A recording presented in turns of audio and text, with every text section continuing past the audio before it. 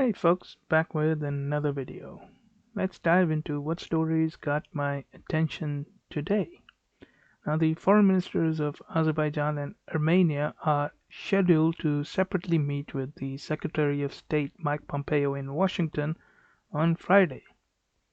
Now, as of yet, it's not clear whether these ministers will meet with each other or whether the US officials will try to convene a trilateral session. However, the same day visits do signal that the US is deepening its efforts to calm down the conflict and use all the tools in its arsenal in the Caucasus region conflict, the Nagorno Karabakh region. Now, the visit, if successful, would be a feather in the cap for the Trump administration's just weeks before the election to be held on the 3rd of November. Now, according to the US government document seen by the Politico, Azerbaijan Foreign Minister Ceyhun Bayramov will meet first with Pompeo on Friday morning. His Armenian counterpart Zohrab Mennetsaknian will meet shortly afterwards with the US Secretary of State. Now, in an interview on Monday, Azerbaijan's ambassador to the United States, Elin Suleymanov, did not rule out the possibility of an encounter between the Armenian and Azerbaijani ministers during their Washington stay. Ideally, he said the two countries can resume meaningful negotiations soon. Quote, "We want a substantive conversation," end quote, he stressed. Armenia's ambassador in Washington, Varuzhan Narsayan, praised Pompeo for recently chiding Turkey over its support for Azerbaijan during the conflict. Quote, "We see no alternative to the peaceful resolution of this conflict based on mutual compromises," end quote, Narsayan said in an interview. However, whoever intervenes in the Caucasus conflict must learn from the past failures. The US can bring the two parties, but I would like the US to also work with the Minsk group and build various observatory stations in the region in order to independently verify any side breaking the peace deal conditions as a sort of a deterrence from both sides being, let's just say, getting too overzealous. Well, moving on, it seems that Taiwan is considering legal action in Fiji after vowing to get justice over an altercation at a Taiwanese national holiday event in the South Pacific country this month. Now, the latest incident has intensified already strained relations between Taipei and Beijing, with mainland China recently stepping up military threats against Taiwan. Now, tensions erupted on October 8th when two staff members from China's embassy in Fiji tried to force their way into a reception held by the Taiwanese representative office in Suva, and they took photos of the attendees. Now, the mainland diplomats clashed physically with the Taiwanese worker at the event who tried to stop them. The Taiwanese employee was later treated in hospital for concussion, according to Taiwan's foreign ministry. Joanne Oh, a spokeswoman for Taiwan's foreign ministry, confirmed that the Taiwanese representative office had already filed a complaint with the Fiji police force and it would work with Fiji's foreign ministry on the case accordingly. Wu said Taiwan's foreign ministry would strengthen security for all its overseas foreign affairs offices and increase vigilance against similar actions by the mainland side in the future. Meanwhile, the Fiji Times reported on Tuesday that the Fiji police would not carry out any further investigation in the case. Acting Police Commissioner Rusiate Tudorov said the matter was being handled at the diplomatic level action. He said this action was agreed to by all the parties involved. Quote, "The Fiji police force, therefore, will not be conducting further investigations and we will not be making any further comments on the issue," end quote, he was quoted as saying. Now, a Taiwanese diplomatic source said that this was not the first time mainland Chinese envoys had tried to enter a double tent celebration and other major events held by Taiwan representative offices abroad to take pictures of attendees as they gathered information about Taiwanese affairs overseas. Now, the whole conflict between Taipei and Beijing seems to be slowly heating up as both sides are adamant in claiming that they are the legitimate ruler of the whole of the China. Anyhow, moving over to Thailand, it seems that the Thai court on Tuesday ordered the suspension of an online TV station critical of the government and has accused it of violating emergency measures. Now, Voice TV has uh, also been found to have breached the Computer Crime Act, uploading quote and quote unquote false information. The digital ministry spokesman Puchapong Notaisong told reporters. Now, Thailand has drawn criticisms from rights groups for banning demonstrations and the publication of news. Ritikon Mahakachaborn, editor-in-chief of Voice TV, said it would continue broadcasting until the court order arrived. Quote, "We insist that we have been operating based on journalistic principles and we will continue our work presently," end quote, he said. Now, Thailand has said on Monday that three other media organizations are under investigation.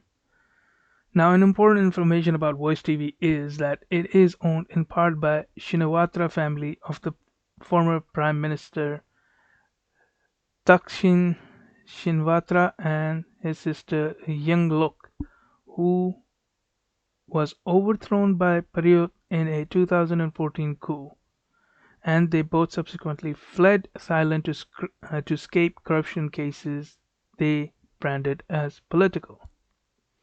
Now, a lawyer for several protesters and the leaders were arrested, and a lawyer for two of the protest leaders, Parit quote Penguin unquote Chivarak and Panusaya quote Rang and quote Shiti Jerwat said that they would be arrested again on Tuesday as soon as they had been freed on bail granted by a court over earlier charges related to the protests.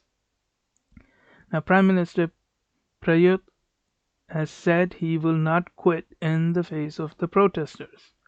His cabinet agreed on Tuesday to hold an emergency session of parliament next week about the crisis.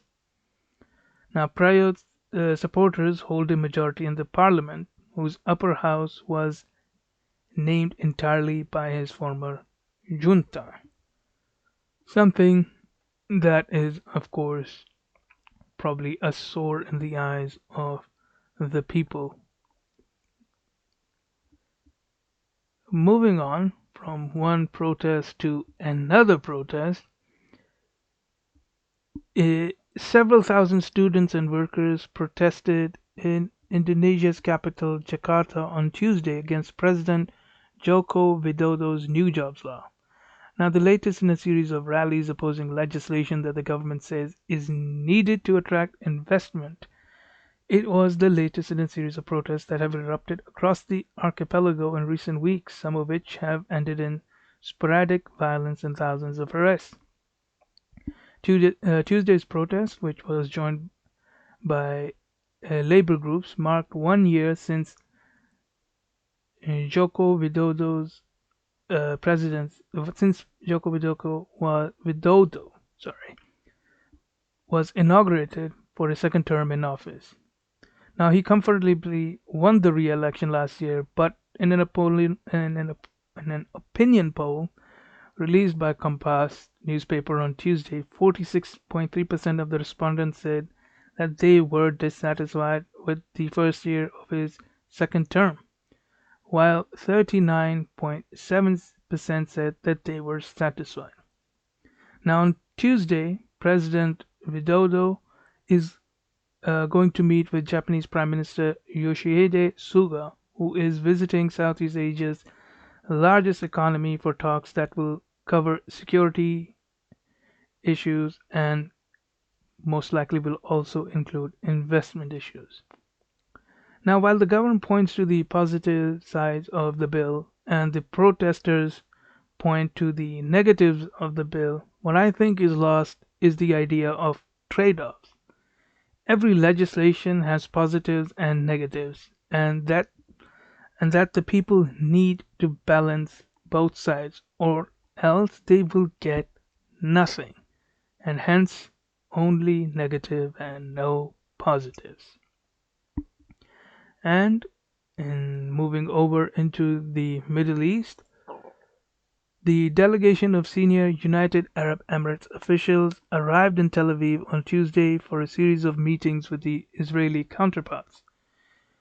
The UAE delegation, headed by the Ministry of the Economy and Finance and two deputy ministers, signed four bilateral agreements with Israel, including a visa waiver agreement. Now, during the welcoming ceremony at Ben Gurion Airport, the United States, Israel, and UAE also announced the creation of a trilateral fund seeking to foster regional cooperation and prosperity. Quote, the visit of such a high level delegation from the UAE and the agreements we are about to sign will show our people, the region, and the entire world the benefit of having friendly, peaceful, normal exchanges. End quote. Prime Minister Benjamin Netanyahu said. Continuing, he said, quote, I believe that more and more governments across the Middle East understand, as we do here today, that we're so much better off working together as friends. End quote. Now, Prime Minister Benjamin Netanyahu thanked US President Donald Trump and UAE Crown Prince Mohammed bin Zayed Al Nahyan for making the Emirati Israeli rapprochement possible. Netanyahu noted that because of restrictions due to the coronavirus pandemic, his Emirati guests would remain at the airport and cannot visit the country. He invited them to pay an additional visit once the restrictions are lifted. U.S. Treasury Secretary Steve Mnuchin represented the U.S. administration at the ceremony. He said, quote, with greater economic prosperity come together security, along with the United States, Israel, and the UAE share a similar outlook regarding threats and opportunities in the region. End quote. Now, UAE Minister of State for Financial Affairs Obed Homed Al Tayar said he was honored to be in Israel for what he called an quote informative and productive visit to deepen the bilateral understanding and capitalizing on both countries' leadership and great opportunities ahead of us. End quote. Now, Al Tayar said that Jerusalem and Abu Dhabi have made significant progress since they signed the Abraham Accords in Washington on September 15. Now, during the welcoming ceremony, representatives of the three countries announced the creation of the trilateral $3 billion fund dedicated to increasing prosperity in the wider Middle East. Now, the so-called Abraham Fund will be based in Jerusalem. In addition to the visa waiver, bilateral agreements in the areas of aviation, investment protection, and science and technology were also signed. Tuesday's event was the first time UAE ministers visited the Jewish state publicly since the two countries announced the normalization of ties on August 13. The visit took place a day after both the UAE and Bahrain gave parliamentary approval to the respective normalization agreements with Israel. Now, in addition to Al Tayar, the UAE delegation was headed by the Economy Minister Abdullah bin Tawq Al Mari and two deputy ministers. Now, after the signing ceremony, the officials were set to sit down for a trilateral meeting, followed by a series of bilateral meetings between UAE and Israel and US and Israeli officials. Now, before leaving Israel on the 5 p.m. flight back to Abu Dhabi, the UAE delegation will be treated to an exhibition on Israeli innovation in space technology hosted by Foreign Minister Gabi Ashkenazi. On Thursday, the Knesset had already approved of Israel's normalization deal with the UAE by an overwhelming majority, all but ensuring that it will be ratified in the near future. Well, that's it for this video. If you like the video, then hit that like button and hit that subscribe button for future updates. Write in the comments your thoughts, criticisms, and anything I might have missed, and I will see you in the next video.